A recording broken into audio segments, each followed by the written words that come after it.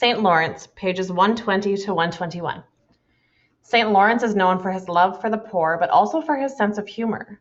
He was born in 225 and was the head deacon in Rome under the Pope.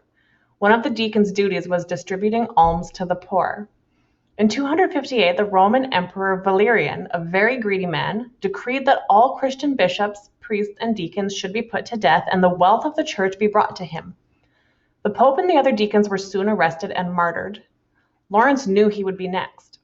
Rather than protect himself, Lawrence went quickly to the poor and disadvantaged of Rome and gave them all the church's money, as well as the money he had raised from selling sacred items. Valerian heard about this and wanted the money for himself.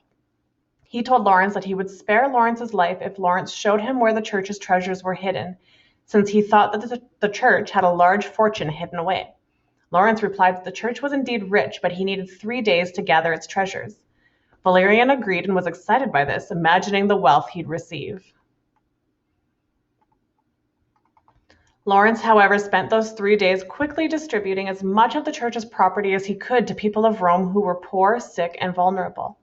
On the 3rd day, when it was time to bring the church's treasures back to Valerian, Lawrence invited those to whom he had distributed the church's wealth, including people who had leprosy, were maimed, orphaned, and widowed. Lawrence presented these people to the emperor and declared that these were the true treasures of the church. Furious, Valerian condemned Lawrence to die a slow, cruel death. Lawrence was tied on top of a large iron grill placed over a fire, which slowly roasted his flesh.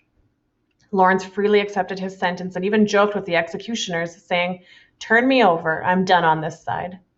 Just before he died, Lawrence said, "I'm cooked enough now," and before closing his eyes, prayed that the city of Rome might be converted to Jesus and that the Catholic faith might be spread all over the world. Lawrence's prayers were answered. A devotion to him spread through the Christian community, and many people in Rome converted to Christianity. St. Lawrence's display of humility and cheerful humor on the day he gave his life for Jesus encouraged, inspired, and changed thousands of people's lives. Years after Lawrence was martyred, a priest named Father Sanctulus was rebuilding a church of St. Lawrence after it had been attacked and burned. Father Sanctulus, wanting to restore the church to its original condition, hired many workers to do the job. At one point during the construction, he found that he didn't have any food to give to the workers. He prayed to St. Lawrence for help, and when he looked in his food basket, he was astonished to find a warm, fresh loaf of bread. The loaf, however, seemed too small to feed the workers. But as Father Sanctulus began to break off pieces of bread and serve it to the workers, the bread continuously multiplied, so much that his workers ate from that one loaf for 10 days.